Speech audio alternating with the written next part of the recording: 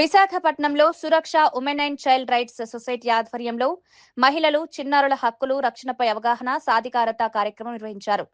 Society founder cum president Shrimati Jayalakshmi, lions club international అధ్యక్షురాలు జయలక్ష్మి ఆధ్వర్యంలో జరిగిన ఈ కార్యక్రమంలో పలువురు మహిళలు, సామాజిక కార్యకర్తలు పాల్గొన్నారు.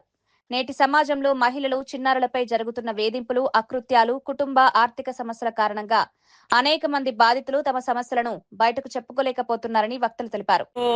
ఈ Suraksha women and child rights society అనొచ్చు, ఆర్గనైజేషన్ అనొచ్చు, అది ఎందుకు నేను పెట్టాను అనేది ఫస్ట్ చెప్తాను.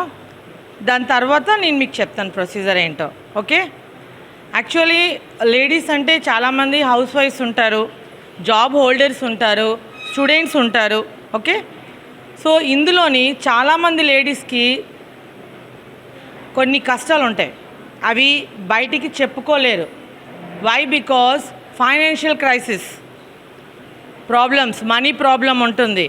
సో ఆ ప్రాబ్లం వల్ల వాళ్ళు బయటికి వచ్చి చెప్పడానికి వాళ్ళు కొంచెం వెనకాడతారు.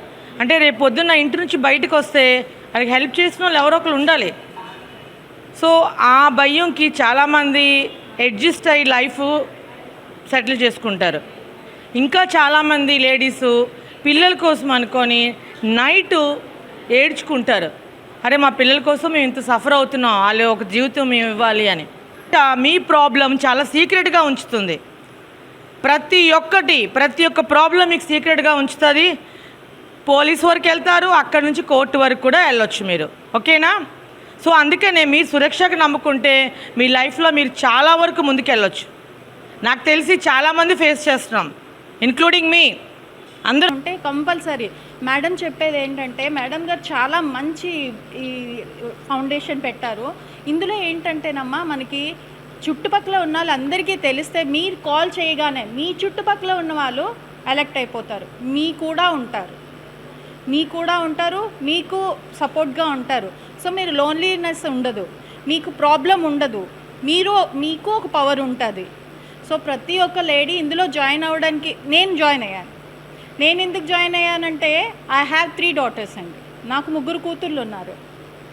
నా 3 కూతుర్ని నేను చూస్తున్నాను కదా, ఎవ్రీడే మన మీడియా కానీ ఫోన్స్లో కానీ చూస్తే ఎవ్రీడే ఏదో ఒక ప్రాబ్లం.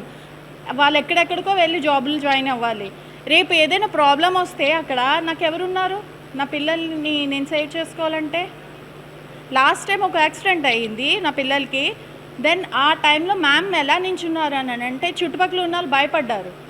మా రిలేటివ్స్ ఎవ్వరూ రాలేదు, ఎవ్వరూ నాకు హెల్ప్ చేయలేదు. ఆ టైంలో నేను కూడా హోప్లెస్, నాకేం అర్థం కాలేదు. ఎందుకనంటే ఐ హ్యావ్ ఫస్ట్ ఒక పాప, తర్వాత ట్విన్స్ ఇద్దరికి నా హస్బెండ్కి యాక్సిడెంట్ అయ్యింది.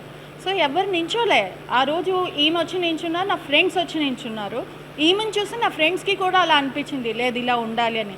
పవర్ అనేది అందరి దగ్గర ఉండదు, బట్ ఆవిడ పాస్ చేస్తున్నారు ఆ పవర్ని మనందరి కోసం. ఎందుకంటే ఏమైనా సమస్యలు ఉంటే ఆవిడ సాల్వ్ చేయించడానికి ఆవిడ ట్రై చేస్తారు. ఆవిడ మనం పర్సనల్గా కూడా అప్రోచ్ అవ్వచ్చు. ఇప్పుడు దాని గురించి డీటెయిల్స్ మీకు చెప్తారు, ఎవరు ఎలా ఉంటే మంచిది, బాగుంటుంది అని. తర్వాత ఫర్దర్గా మీకు ఏమైనా ప్రాబ్లం ఉన్నా ఆవిడని మీరు కాంటాక్ట్ చేయొచ్చు. ఓకేనా? ఇప్పుడు ఆవిడ మాట్లాడతారు, అందరూ కొంచెం శ్రద్ధగా వినండి. దాంతో మాట్లాడతావా? ఇది